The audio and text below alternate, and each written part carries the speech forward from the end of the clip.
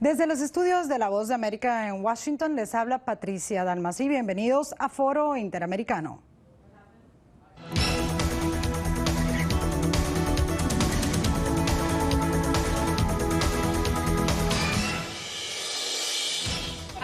Tienen que haberle matado a alguien o haberle muerto a alguien en este país. En Venezuela la corrupción e inseguridad continúan y ahora, según analistas, el presupuesto que presentó el gobierno para 2014 es una obra de ciencia ficción. En 21 de 50 estados en Estados Unidos hoy se permite el uso de la marihuana y la tendencia crece. ¿Qué pasó con la guerra contra las drogas? Los problemas del gobernador de Nueva Jersey y promesa presidencial republicana Chris Christie continúan. Ahora enfrenta una investigación por posible malversación de fondos. La discrepancia entre los índices de violencia divulgados por el gobierno de Caracas y los dados a conocer por organizaciones no gubernamentales venezolanas son abismales. Lo cierto es que la situación en Venezuela está llegando a un punto crítico. Gilberto Cabrera tiene más detalles.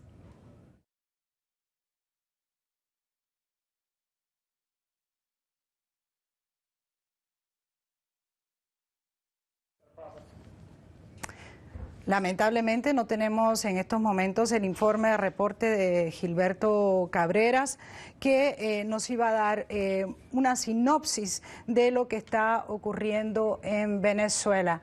Vamos nuevamente a tratar de tener el informe de Gilberto Cabrera.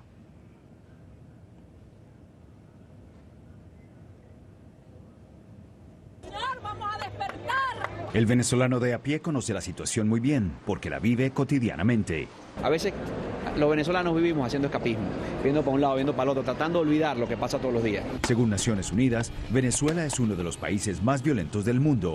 Y si bien el homicidio de Mónica Spear y su ex esposo han provocado clamor del pueblo venezolano que pide al gobierno mayores garantías de seguridad, el presidente Nicolás Maduro busca evadir su responsabilidad por la violencia, usando argumentos tan febriles como que este doble homicidio fue obra de sicarios pagados. La masacre contra esta joven venezolana, querida actriz, Mónica Spear, su esposa, su hija, es una bofetada para todos, pues. Por si fuera poco y para desviar la atención de la opinión pública, acusa a los medios de comunicación de capitalizar en los homicidios y de buscar desmoralizar a la ciudadanía con sus informes periodísticos. Que vino a Venezuela a pasar unas vacaciones. Pero las cifras no mienten. En un país de 30 millones de habitantes, un venezolano muere violentamente en manos de criminales cada 21 minutos. El caso de Mónica y su esposo, que son famosos, pero a diario suceden estas cosas y todos estamos expuestos a cualquier situación como esta.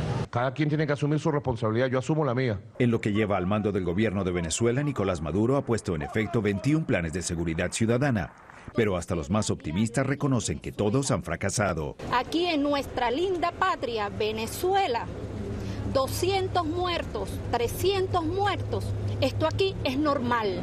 Aquí no sucede nada. Maduro aduce que encontrar una solución a la violencia en Venezuela es responsabilidad de todos.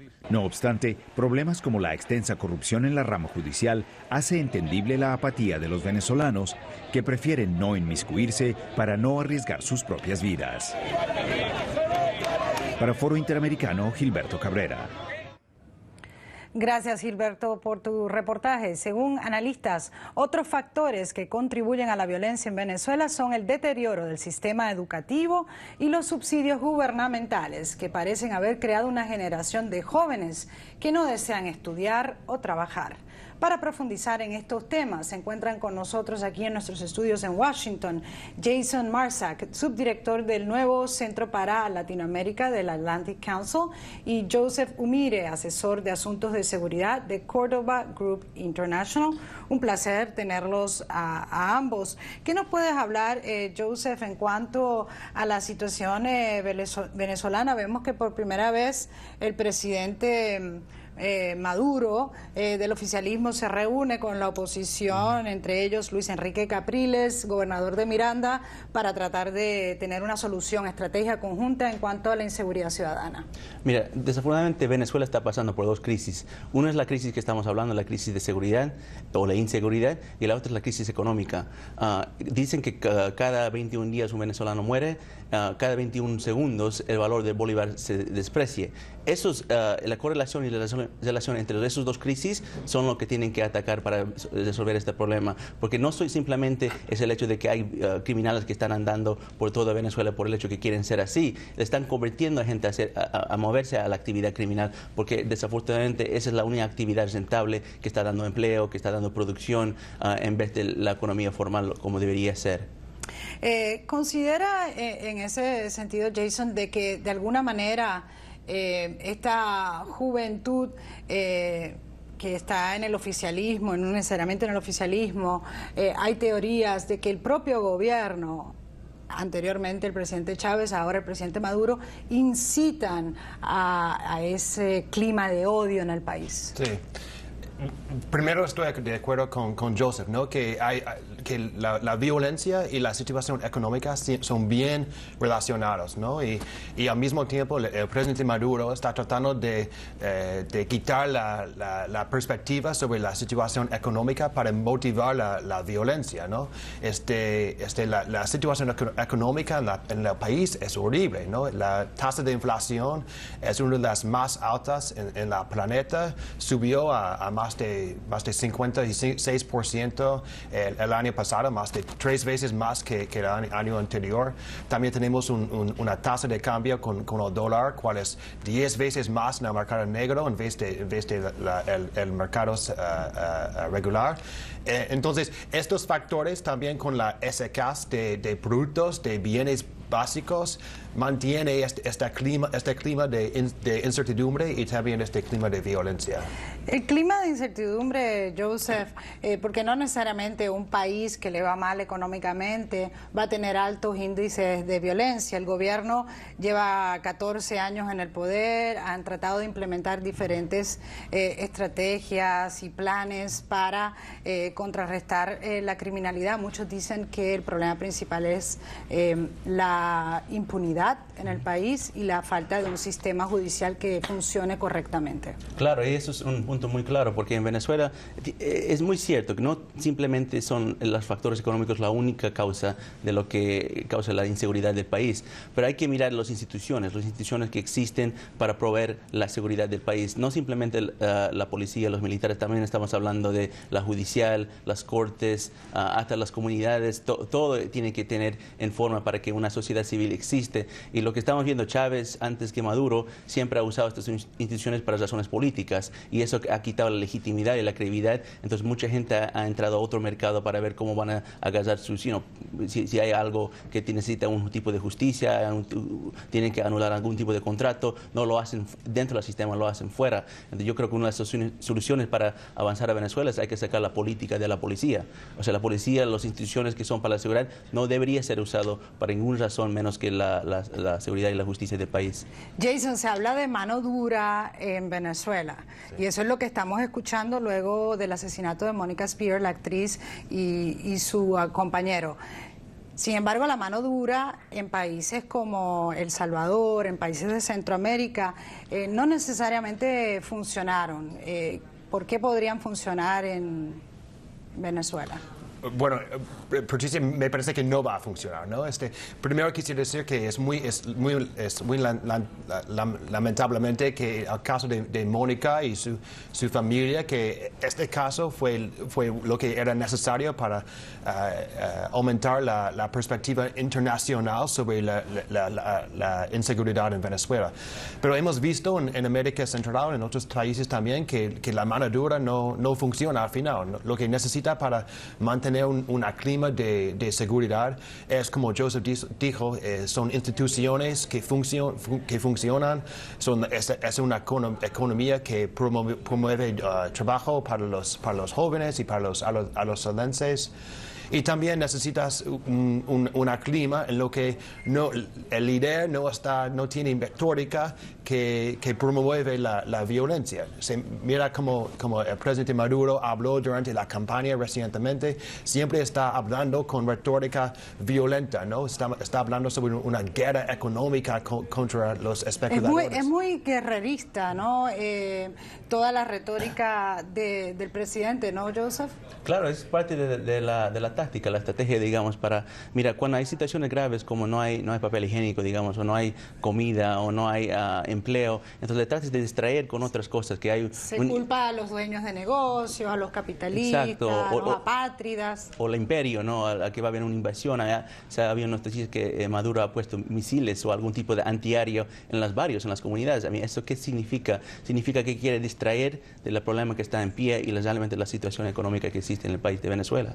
¿Qué se podría hacer, a tu entender, Jason, en cuanto a la nueva medida que ha anunciado el presidente, y es que va a estar pendiente, se va a monitorear, se va a, hasta cierto punto, censurar aquellos programas, entre ellos las famosas novelas venezolanas, que tengan violencia? El gobierno va a decir que es un contenido violento y negativo para la sociedad. Bueno, me parece, Patricia, que esto es otra medida del presidente para no al final resolver el problema, lo que existe, ¿no? Está tomando medidas que al final son cosméticas, son muy cosméticas, ¿sí? Y lo que necesita hacer al final es resolver la situación económica. Todos los analistas dicen que devaluación del bolívar es muy importante para la economía al futuro. También los precios del petróleo son demasiado altos y también hay necesidad de cambiar la retórica que habla el presidente todos los días, ¿no? Estos cambios cosméticos, no solamente la retórica sobre los telenovelas, pero también las nuevas leyes contra los supermercados o contra las tiendas de productos electrónicos. Estos no funcionan al final, a largo plazo. Joseph, como experto en seguridad y habiendo trabajado en la región, en América Latina, ¿cuáles serían las recomendaciones en el caso de Venezuela? Pero como estamos hablando de todo segmento, yo creo que la primera recomendación sería de no simplemente mirar el problema de seguridad como algo de seguridad no más. Hay que mirar otros factores, la economía, la educación, la sociedad civil, porque la seguridad se maneja no simplemente con las acciones, también se maneja con percepciones. Si mira como Colombia, por ejemplo, Colombia en sus años tenía altas cifras de violencia, altos tipos de homicidios, había crimen, narcotráfico, y lo que ha hecho Colombia es no simplemente ha trabajado... No quiere decir que hayan dejado de existir, no, claro, y que sea uno de los países más peligrosos. Claro, en Estados de América Unidos, Latina. Por supuesto, Patricia, y en Estados Unidos también hay crimen, en todo el mundo hay crimen. No vas a deshacerse completamente de crimen, pero lo que vas a hacer es cambiar la percepción de los ciudadanos para que no piensen que cada vez que salen de su casa les van a asaltar, les van a robar. Y esas cosas se manejan no simplemente dentro del sistema, simplemente fuera del sistema. Lo que ha hecho Colombia, lo está usando, por ejemplo, es porque ha mejorado y ha implementado la sociedad civil, que la sociedad civil se involucra, comunidades que se preocupan de estos problemas y la prensa también. Esas cosas cambian mucho de la percepción de los ciudadanos. El liderazgo de la oposición, de la MUD, del Movimiento Unidad Democrática en Venezuela, está dispuesto, lo ha dicho públicamente, a colaborar con el presidente en cuanto al tema de seguridad, y tienen un plan, una propuesta con ideas concretas allí para que sean implementadas. ¿Consideras que el presidente, de alguna manera, el presidente Maduro va a adoptar parte de esas sugerencias? Espero que sí, pero me parece que, bueno, hay como todos saben, hay un clima de política en Venezuela en lo cual la oposición y el gobierno no solamente no hablan, pero siempre está trabajando en distintas direcciones, ¿no? Me parece que es muy importante, por lo menos para tener una reunión entre Capriles y Maduro, porque es muy importante para los ciudadanos para ver que su liderazgo, que las los principales personas en la oposición y el gobierno, por lo menos está hablando, ¿no? Y este clima de reconciliación entre ambos partidos podrían ayudar a aumentar el clima de seguridad en el país. Hasta cierto punto, Joseph, lo que ustedes me están diciendo es que tienen que subir, elevarse a un nivel por encima de los partidismos en cuanto a la seguridad y por el bien o el bienestar del país. ¿Nos puedes decir en concreto, Venezuela hoy por hoy es uno de los países de más alto riesgo para las personas, para los inversionistas, invertir en el país y hacerlo crecer económicamente? ¿Está ligado netamente a la inseguridad ciudadana, a la inestabilidad política? No, yo no creo que es un destino que está escrito. El hecho que sí, claro, para un inversionista, un accionista que quiere invertir en Venezuela, es un gran riesgo. Eso no se va a cambiar por la noche. No van a venir un flujo de dinero que va a entrar a Venezuela. Pero el crecimiento no empieza con la inversión. El crecimiento empieza con los incentivos que existen en el país, respeto de la propiedad privada, un buen tajo y política económica de dinero. Ese tipo de cosas que pueden empezar dentro del país sin empezar a que llegan la asistencia extranjera, pueden cambiar los incentivos y eso podría atraer después a los accionistas, los inversionistas que van a mirar a un poco más de estabilidad, están haciendo acciones económicas más prudentes y bueno, es como un ciclo que después ya abre los mercados para que el país mejore.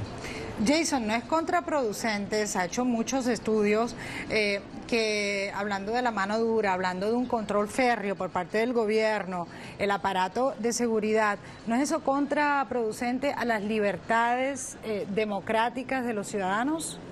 Sí, están bien relacionados, ¿no? Que la mano dura podría ser una solución de muy corto plazo en una ciudad, una comunidad en lo que hay altos niveles de violencia, pero no es una solución de largo plazo ni es una solución de mediano plazo, ¿no? Las soluciones de medio plazo, de largo plazo son soluciones cuales fomenten las instituciones, situaciones en lo cual hay oportunidad para los jóvenes, para los adolescentes y también una solución en lo cual hay un futuro, en lo cual hay una oportunidad para prosperidad en el país.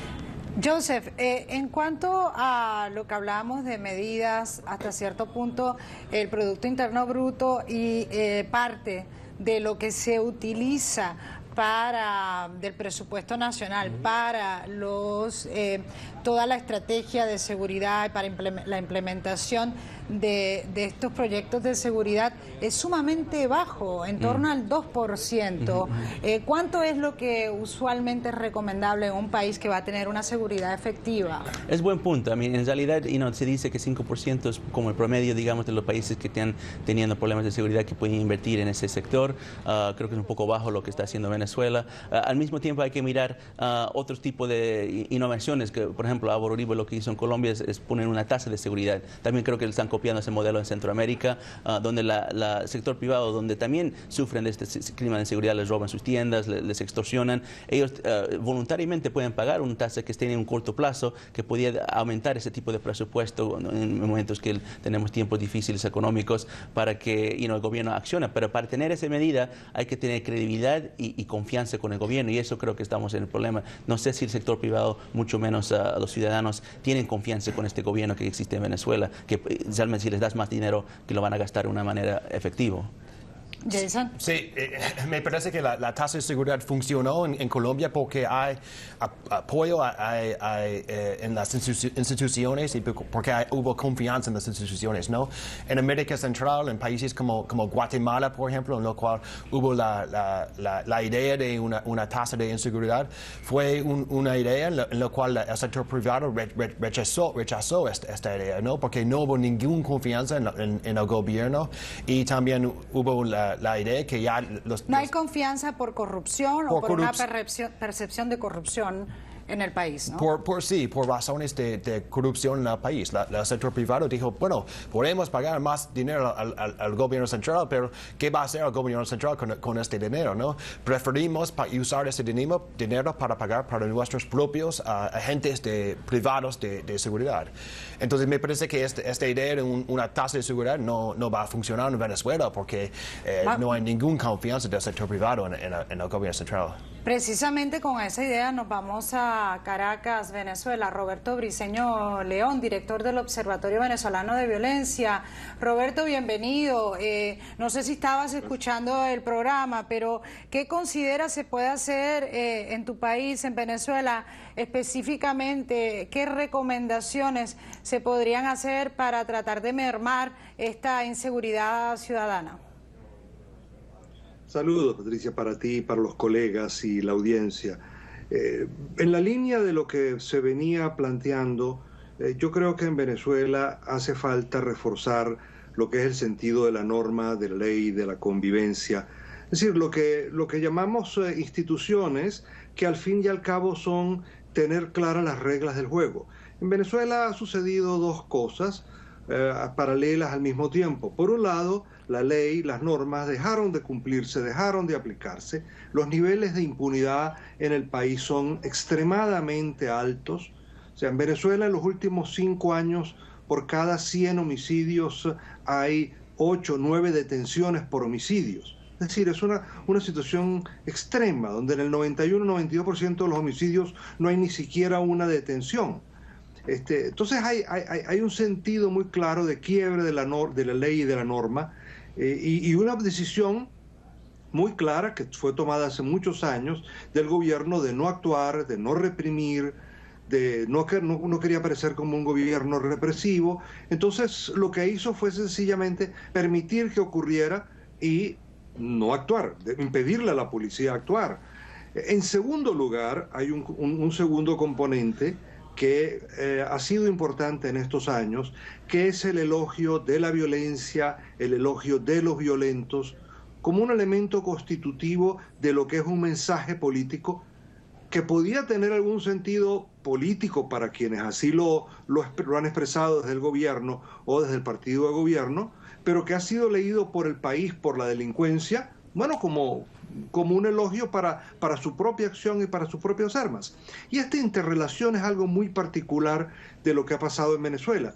Y simplemente, fíjate, lo que estamos viviendo en este momento, el gobierno tomó una idea que veníamos proponiendo desde las universidades nacionales, en particular desde las 7 universidades nacionales que formamos parte del Observatorio Venezolano de Violencia, que es la idea de pacificación. Ahora, el gobierno va a lanzar un plan de pacificación del país el 4 de febrero, en medio de las celebraciones de un golpe de Estado, en medio de las celebraciones del uso de las armas, de la violencia y de la fuerza para quebrar la institucionalidad democrática del país, para obtener unas metas. Entonces, hay esa continua mensajes dobles que hacen que en el país sencillamente, pues eso que llamamos institucionalidad, que son las reglas del juego, los acuerdos, las relaciones entre las personas, se haya quebrado, ha dejado de tener sentido. Bueno, y por eso pueden mostrarse algunos planes, o inclusive hacerse inversiones. El problema en Venezuela no ha sido de dinero. Hay que recordar que en este periodo en el cual hemos tenido la más alta tasa de homicidios de la historia de Venezuela, y que nos puso entre los países con mayor tasa de homicidio en el mundo, ha sido también el momento en que Venezuela ha tenido los más altos ingresos de toda la historia. Si el problema no ha sido el dinero, el problema ha sido que no se ha dedicado y no se ha puesto eso. Entonces, bueno, algunos de los planes se dice, mira, hay unos planes con el plan de desarme. Bueno, y yo creo que los colegas que están en el panel, en el foro, pues estarían de acuerdo y todos estaremos de acuerdo con la idea de una política de desarme, despartidizada, etcétera. Pero bueno, estaríamos de acuerdo con una idea de desarme. Pero al mismo tiempo que se hace un plan de desarme, se mantiene en la milicia bolivariana la consigna de el pueblo en armas. ¿Es esto, doctor, en ese sentido, doctor Briceño León, considera que estas contradicciones eventualmente y al nivel que se encuentra el estado de inseguridad en el país va a regresar o ya está trabajando en contra de la estabilidad de este gobierno? Sin lugar a dudas. No eventualmente, está. Lo que es particular es que no tuvo por mucho tiempo un impacto electoral inmediato. Y eso de alguna manera facilitó al gobierno a no considerarlo, a no tomar en cuenta, o inclusive por mucho tiempo, por muchos años, llegaron a considerar más bien que la violencia podía favorecerle en la medida en que polarizaba el país y en la medida en que la violencia formaba parte de la lucha de clases. Entonces, como la violencia formaba parte de la lucha de clases, no estaba tan mal. Pero claro, la situación se fue agravando, se le fue complicando y ya afecta claramente lo que es la vida de los venezolanos, la cotidianidad, inclusive de sus propios partidarios y de sus propios funcionarios. En este fin de semana, un alto funcionario, un viceministro, ¿no?, que anda con una camioneta blindada y 2 guardaespaldas, fue asaltado mientras a las afueras de un restaurante esperaba que llegara la camioneta blindada y sus 2 guardaespaldas. Es decir, hay un efecto que impacta a toda la sociedad en todas las instancias. Y eso justamente, Joseph, es lo que vemos pasar cuando ya hay, si lo podemos comparar con otros países, no sé cuán bien te sientas con esa proposición, y es, por ejemplo, vemos México, que gran parte o estados mexicanos están tomados prácticamente por paramilitares o por los narcotraficantes. ¿Se puede vislumbrar un tipo de escenario caótico así en algunas partes de Venezuela? Yo creo que sí. El narcotráfico es algo que es una industria, hablamos de cocaína nomás, es una industria de 90 billones de dólares mundial. Eso es más que los productos internos brutos de muchos países de América Latina. No se puede combatir con dinero por dinero. Lo que hay que hacer es cambiar, lo que estoy repitiendo, es cambiar los incentivos. Claro, el problema no es dinero nomás, como dijo el colega, que había un flujo de dinero que existe en Venezuela, pero ¿qué se hace con ese dinero? Y encima de eso, la economía es más del dinero. La economía se trata de la acción humana, y la acción humana está basada en los incentivos. ¿Por qué la gente en Venezuela está decidiendo tomar los riesgos para entrar a la actividad criminal cuando podían meter esos empleos para la actividad informal? Esa es la pregunta clave que hay que... Y la pregunta clave puede ser, Jason, que la remuneración es mucho más rápida para muchas de estas personas que no tienen los incentivos, por ejemplo, de educación, y que el ejemplo de los líderes o del liderazgo no está allí para ellos seguir, ¿sí o no? Sí, es así. Cuando hay una falta de oportunidad para las personas en el país en general, la única otra opción a veces es la violencia, ¿no? Y también yo estoy preocupado porque me parece que en el futuro la economía de Venezuela va a seguir en este sendero de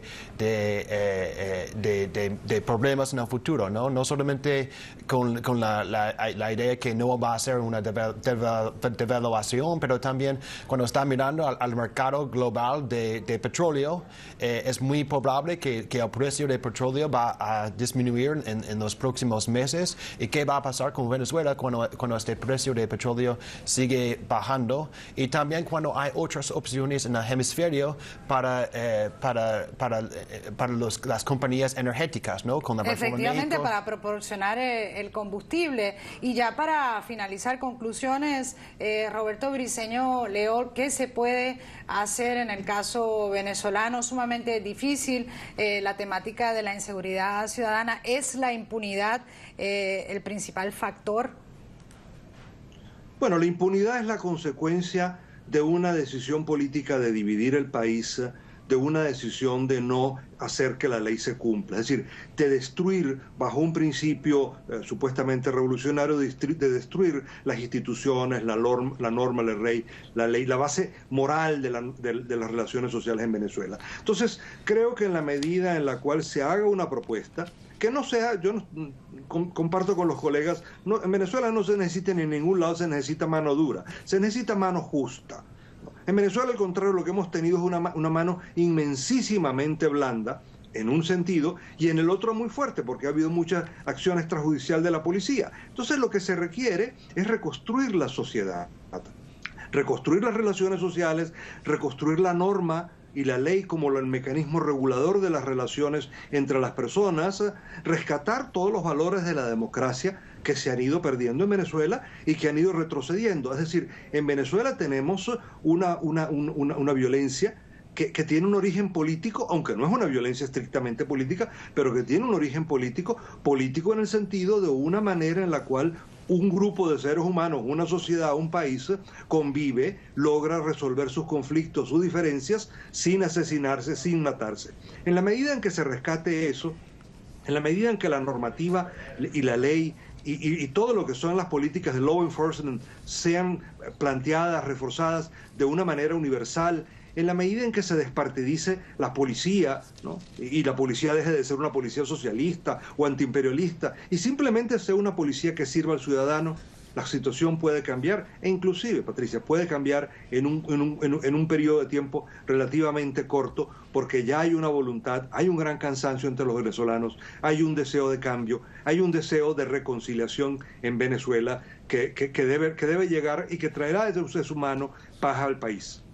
Bueno, con esas palabras le damos fin a este segmento por el momento. Continuaremos con esta temática en el futuro, muy interesante, no tan solo para los venezolanos, sino para la región, la inseguridad ciudadana. Le agradecemos a Roberto Briceño León, a Jason Marsac y a Joseph Umire. Si desea usted saber y conocer más detalles de este y otros de los temas que tratamos aquí en el programa, por favor visite nuestra página de internet boanoticias.com. Hacemos una breve pausa y regresamos con más.